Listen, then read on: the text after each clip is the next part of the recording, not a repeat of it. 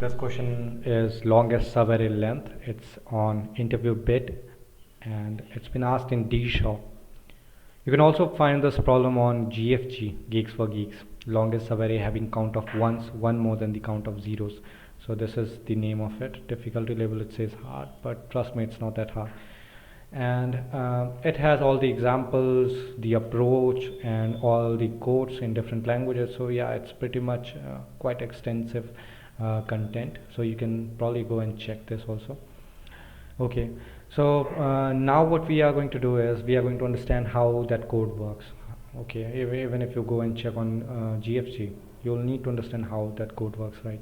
So let's try and understand that. So the problem statement says that given an integer of array n which has only zeros and 1, we need to find the length of the longest subarray having count of ones, one more than the count of 0. So we have to find such a subarray which has one number of ones, one more than the number of zeros, and we have to find the longest subarray possible. So this is the input. So if you look at it, it could be one of the subarray, right?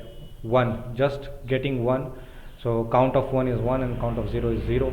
So one number of 1 is 1 more than the 0. So yeah, this is a valid subarray 1. But can we find a bigger subarray than this? Yes, this is a bigger subarray.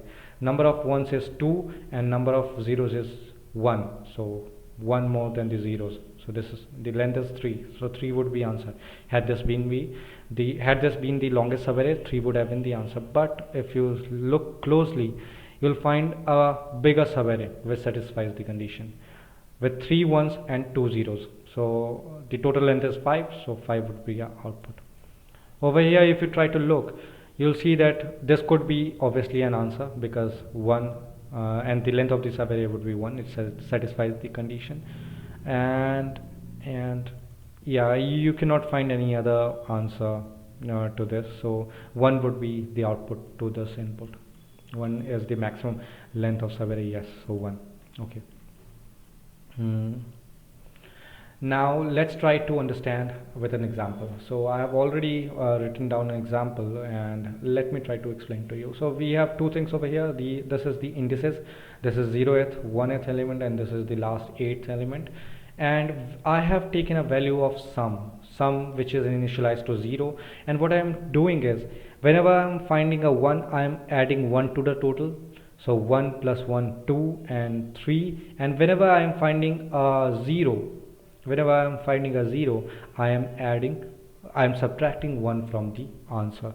So 3 minus 1, 2, 2 minus 1, 1. I again find a 0, so 1 minus 1 is 0. I again find a 1, so 0 plus 1 plus 1 plus 1. So this is the sum, total sum that I am keeping track of, and you'll understand in a while that why it's important, how useful it is. Okay, so let me give you a small hint. So if you look at this 2 and if you look at this 2, we have same sum over here, right? So what does it mean? It means that from here onwards till here we have added total of 0 to our total, right? Then only we are having 2 plus 0 equal to 0. Okay, and when can we add 0 to our total? When number of ones is equal to number of zeros, because zeros we are treating it as minus 1. So number of minus 1 and number of ones has to be same, then only we'll add it to this will add it to 0. So we can be sure that from here to here number of ones and number of zeros is same in this area. In this subarray, number of ones is equal to number of zeros. Okay, but our concern is not to find number of ones equal to number of zero. Our concern is to find rather the number of ones should be 1 more than the number of zeros. So we have to find such an array which has number of ones, count of ones, 1 more than the count of zeros. Okay, but this can okay, so we can look for some better but this is going to be a base, the fundamental that we are going to work on. So if you have a closer look on 3, so now what I am going to do is I am going to look for a sum which was 3 minus 1, which is 2, so that I am adding 1 to the sum. So let's say I look at 2. So if you look at this subarray, what do you get? The sum was 2 and you have added 1 till here. So in between, one extra one should be present, one extra one should be present, and there can be other one, but this one has to be balanced with negative one, which is 0 in our case. But there has to be one extra one, then only we can add one more to this sum, which was 2, and we added 3, right?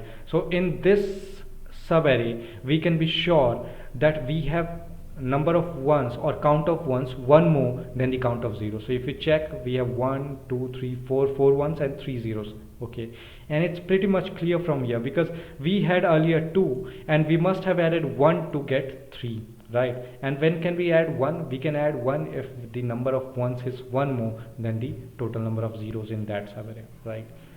So now I think it must be clear to you that all we need to do is look for sum minus 1 value, previous sum minus 1 value. If it's there, if we have, like for 3, if we have 2, the earliest encounter of 2, the total sum as 2, then it means that we have added one more to it, and whatever subarray it is, so from here, from I is equal to 1 till I is equal to 8, whatever it is, the length, that is going to be our length of the subarray, the subarray which satisfies the condition. So it will be 8 minus wherever we found sum minus 1, wherever we found sum minus 1.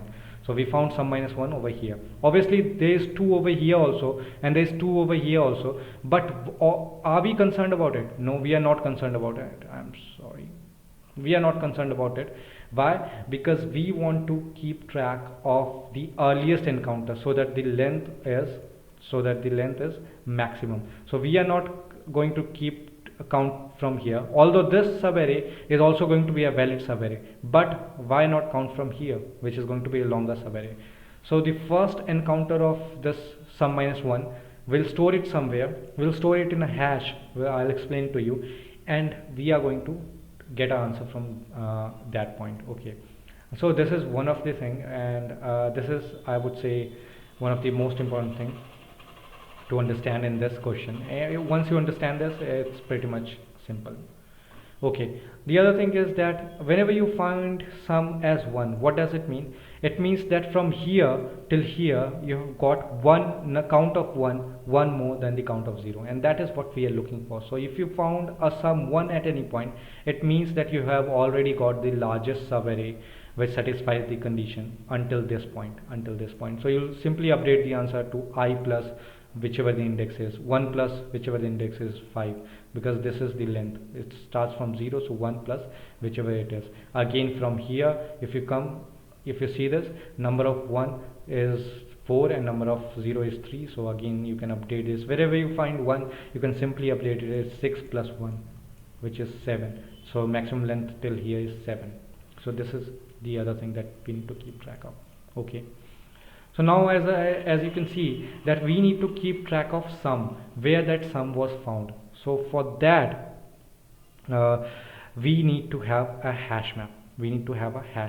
Okay, so this hash map is going to be helpful in storing and accessing the sum in O of 1 time. So this is pretty much important. So now what I'm going to do, when I encounter a new sum, I found, let's say, 1. So this 1, so I'll say I found 1 at 0th index. Okay, now I go and I found 2, sum as 2. So I'll see, is 2 already present in my hash map? No, I have never encountered 2 before. So let's store 2. So 2 was found at 1th index. I find 3. I'll check if 3 is already present in hash map. No, I encountered 3 at 2th place. I found 2 again, and now if I see 2 is already present in our hash map. So we are going to check the first encounter of 2, first time we found that sum, right? Because we want the length to be the maximum length. We want this length to be maximum, so this is the first encounter that we are going to keep track of. Okay, and now what we can do is we come here at 2, we come here at 1 already present, and we come here at 0. 0 was not in our hash map, 0 was found at 5th. We update our hash map.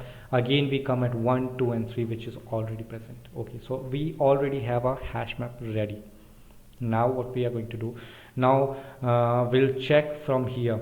The sum is 1, Okay, so length will be 1, I plus 1, which is 1. The sum is 2. The sum is 2. So we'll check if 2 minus 1, sum minus 1, is it already present in a hash map? Yes, it is present. Sum minus 1 is already present. So from sum minus 1 till here, we have added, at least we have found a subarray which satisfies the condition, right? Because we have added one extra one. Count of 1 is 1 more than this, so obviously this is a valid subarray. And the length would be, where my sum minus 1 is present, it's present at 0th index, so 0, and where I am currently at 1, so 1 minus 0, so length is 1 again. Maximum length is again 1.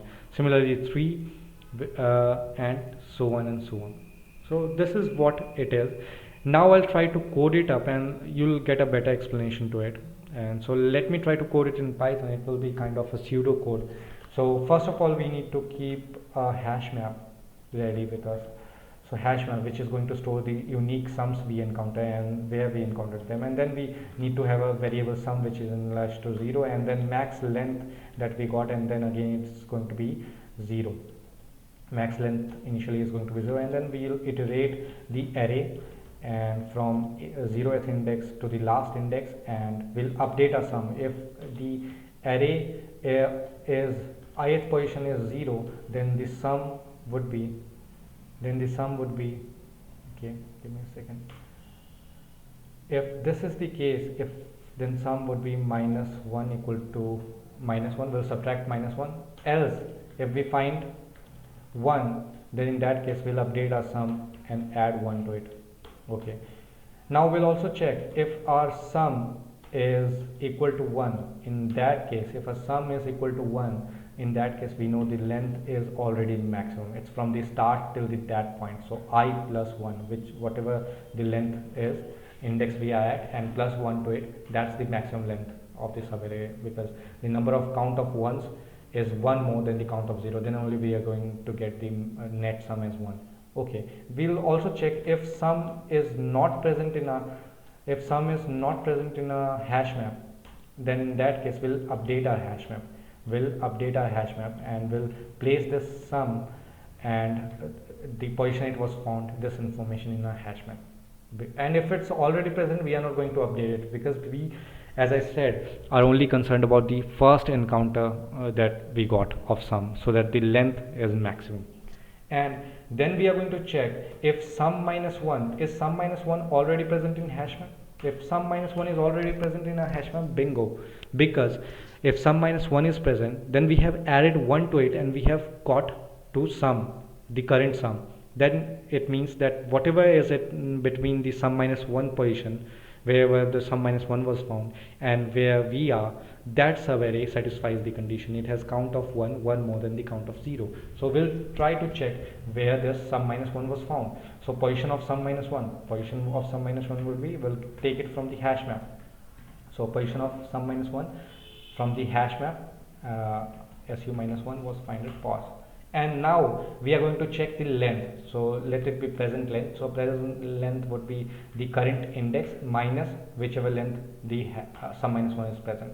And now we are going to check if this present length is greater than L, we'll update L as PL. Okay, that's it. We do not need to do anything else, and then we can simply return L, return the maximum length.